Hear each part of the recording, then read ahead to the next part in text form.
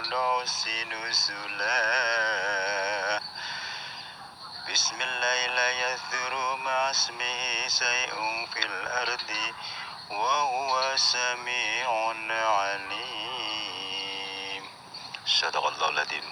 Assalamualaikum warahmatullahi wabarakatuh. Salam jumpa kembali untuk sahabat-sahabat YouTuber, sahabat media, serta para pemirsa yang selalu aktif mengikuti konten-konten Ayah Sadam. Di sini Ayah Sadam akan mengupas kembali, akan kami jabarkan untuk Anda semua. Ada apakah selokan yang penuh misteri? Setiap saat muncul makhluk gaib yang menyeramkan, persis seperti buaya, namun tidak memiliki kaki dan tidak memiliki buntut. Dia hanya memiliki badan dan kepala. Siapakah dia sebenarnya? Mari kita ikuti liputan kisah selengkapnya. Semoga kita tetap dalam lindungan Allah Subhanahu wa Ta'ala. Saudara, saat itu menjelang maghrib jam 17:35 waktu Indonesia belahan barat, digegerkan dengan adanya sosok bertubuh buaya namun tidak memiliki kaki dan buntut, hitam pekat. Adanya setiap saat muncul di selokan tersebut di pinggir rumah warga setempat. Memang lokasinya dekat dengan balongan yang ada. Tanah itu dengan mudah dengan air, di mana adanya kejadian makhluk tersebut diketahui oleh seseorang yang kebetulan sedang ke balongan pada saat beliau melewati di mana adanya selokan tersebut. Orang tersebut merasa dikejutkan dengan adanya munculnya makhluk aneh tersebut.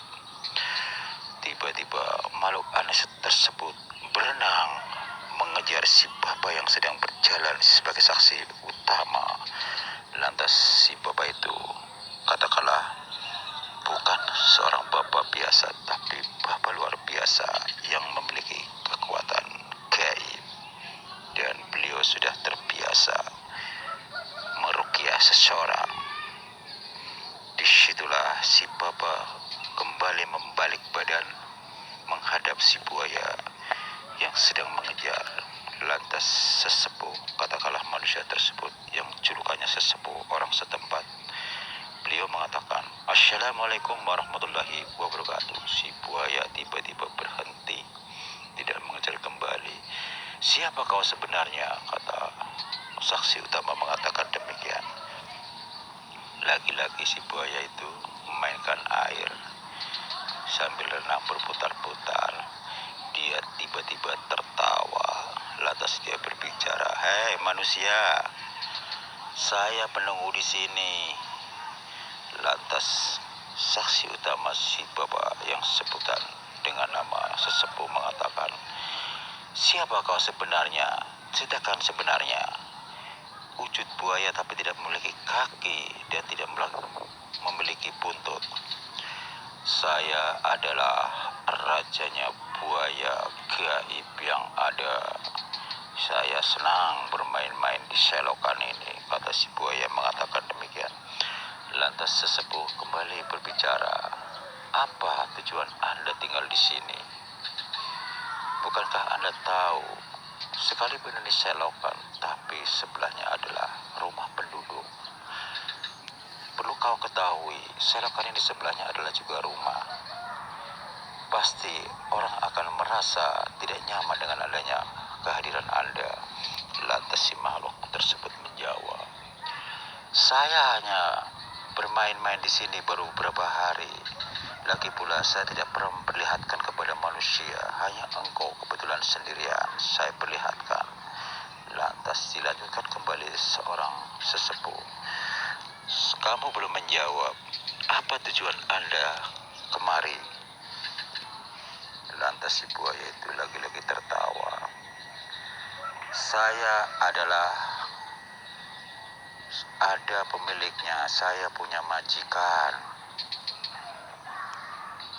Coba jelaskan kembali, kata sesepuh. Apa itu majikan dan apa maksudnya? Si buaya itu dengan lugas yang menjelaskan.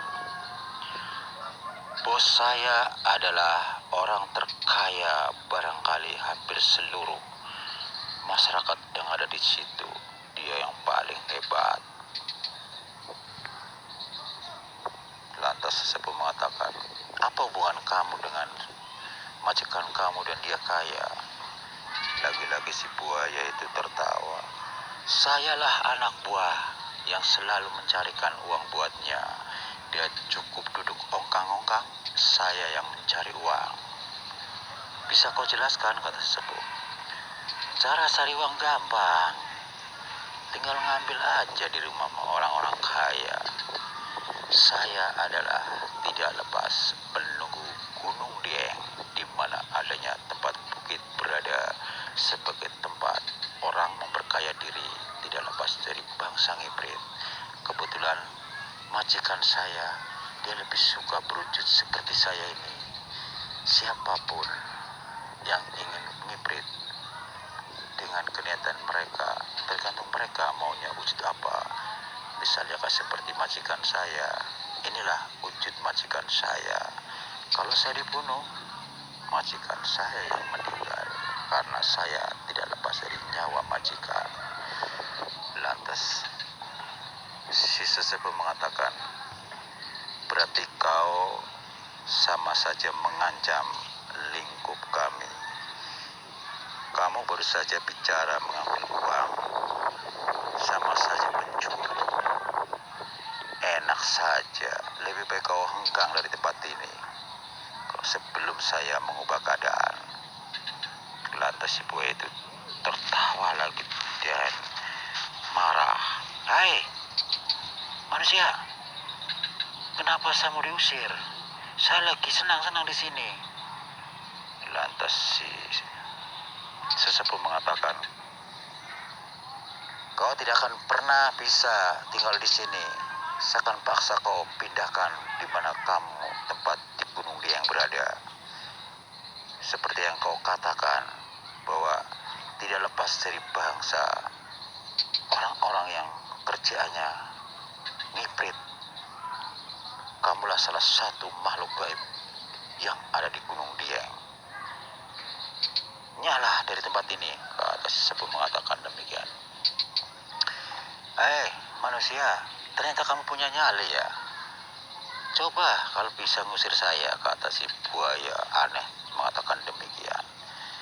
Lantas sesepuh mengatakan, kamu tidak punya buntut, tidak punya kaki, apa bisa kamu? Tiba-tiba si buaya buntung itu yang tidak memiliki kaki dan buntut, dia terbang melayang kurang lebih 2 meter dari selokan tersebut dan menghadap si sesepuh. Dia mengatakan, inilah saya. Sekalipun saya tidak punya kaki dan buntut, katakanlah orang bilang buntung, berbadan buntung, saya bisa melayang kemana saja. Kau tahu, di air pun saya bisa renang, kata si buaya mengatakan demikian. Saya percaya adanya kamu, karena kamu tidak lepas dari bangsa jin.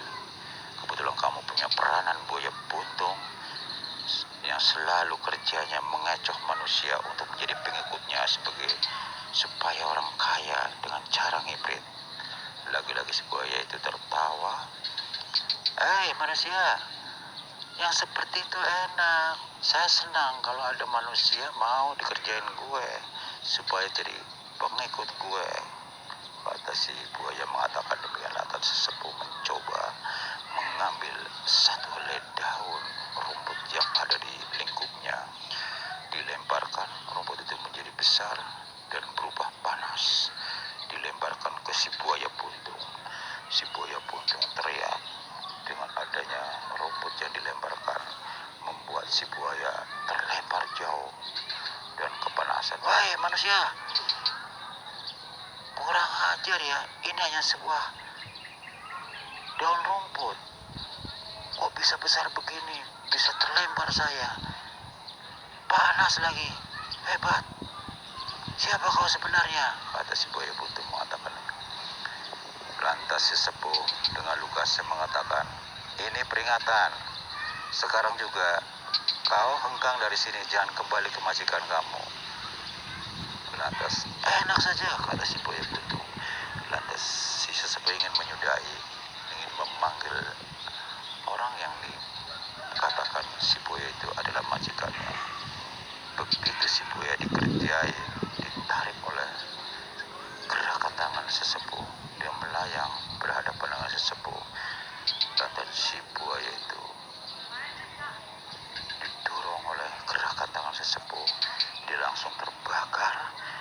Tiba-tiba muncullah majikannya. Hai manusia, kau apakan buaya? Dia adalah nyawa saya yang terasa panas, saya yang terbakar nih. Lantas sesepuh mengatakan, kalau tidak begitu caranya, kamu tidak akan pernah muncul. Tadi baru saja Anda katakan, nyawa dia adalah nyawa saya. Supaya Anda muncul, sekarang Anda muncul. Buat apa kau mencari kekayaan dengan cara maling? Sama aja maling kalau ngepet. Anak buah Anda sudah gak bisa berdaya, hilang tuh.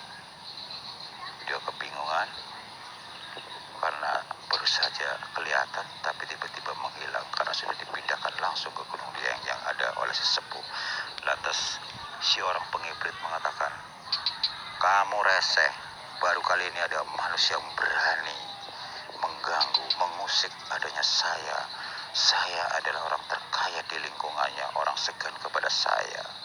Apakah kamu mau harta saya? Kata si orang pengibrit mengatakan demikian. Lantas sesepuh mengatakan, hai, kalau saya katakan hamba Allah, tapi kau mungkar, tidak mau menyembah kepada Allah, kau menyembah kepada dedemit, sehingga kau jadi orang kaya. Tiba-tiba si manusia itu tidak lebih dari anak buahnya yang sudah hengkang. Dia tertawa sambil berbicara, kamu juga manusia, kamu bodoh, kaya saya, memiliki segala-galanya. Lantas seorang sesepuh mengatakan, apakah kau pernah menyaksikan orang meninggal seperti apa pada saat diturunkan di liang kubur? Kenapa kau cerita dengan kata-kata itu? Gak ada hubungannya, kata si pengibrit mengatakan demikian. Lantas, saya hanya berikan satu contoh saja. Apakah kau tahu orang meninggal membawa apa? Lantas si pengibrit mengatakan, ya cuman kain kapan doang yang diselimuti di badannya. Lantas sesepuh kembali berkata, nah itulah akhir daripada dicabut nyawanya oleh Allah. Pada saat orang tersebut dikebumikan, hanya dibawalah kain kapan yang menyelimuti tubuhnya. Harta segitu banyak tidak akan pernah dibawa mati. Namun dengan cara mengibrit, nauzubillah min dzalik, tubuhmu tidak diterima oleh bumi, apalagi berharap masuk surga. Takkan pernah kecuali apabila Anda bertobat sebelum nyawa melayang. Pada saat sebelum Anda sakaratul maut bertobat, insya Allah sebesar apapun dosamu, kau akan dimaafkan, akan diampuni dosa-dosanya. Kembalilah kepada Allah. Kalau kamu mau bertaubat, jangan bicarakan lagi kesombongan dengan harta-harta yang bergelimangan, tapi kau tidak sadar dengan adanya harta itu adalah milik orang lain, yang cara mencuri melalui makhluk yang kau piara, yang sekarang udah hengkang kembali ke Gunung Dieng. Lantas si bapak yang iblis mengatakan, ternyata dia langsung melemah, berbicara pelan. Bagaimana Pak? Saya punya perjanjian, bila mana saya lepas darinya, nyawa saya melayang, harta hilang.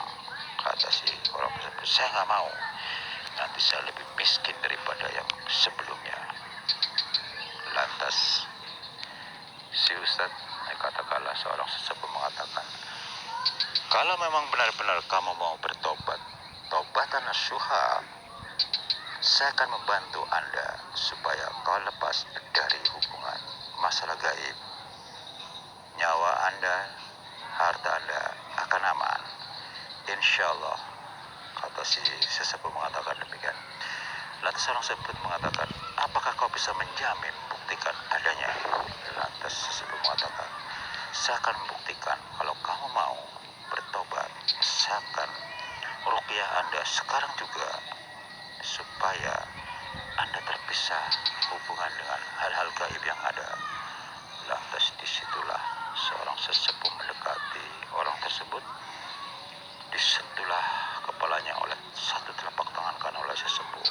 Dia teriak histeris kesakitan untuk mengambil sesuatu gaib yang ada dalam tubuhnya yang berhubungan dengan hal gaib, dengan tujuan untuk memisahkan hubungan.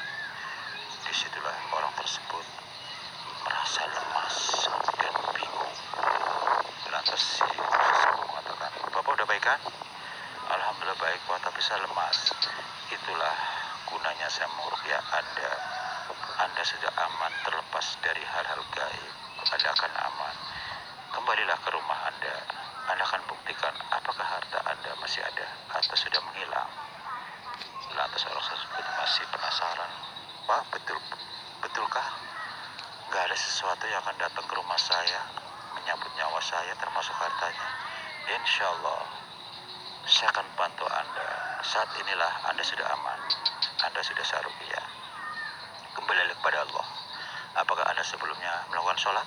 Kata sebelum mengatakan demikian. Lantas si orang tersebut mengatakan, betul Pak, saya sudah melakukan sholat dengan baik dulu. Tapi karena sejalan dengan waktu, krisis ekonomi semakin menjadi-jadi, saya pusing. Saya melarikan diri. Akhirnya beginilah wujud saya yang sebenarnya, yang sekarang. Alhasil alhamdulillah, dengan adanya ketemu Bapak, saya sadar, saya niat karena Allah, saya bertobat, taubatan nasuha. Demikianlah saudara, sekelumit kupasan demi kupasan yang kami rangkai jadi satu, kami jabarkan untuk Anda semua. Semoga dapat menambah wawasan buat kita semua tentang masalah kehidupan nyata. Semoga bermanfaat. Ihdinas syiratal mustaqim. Wassalamualaikum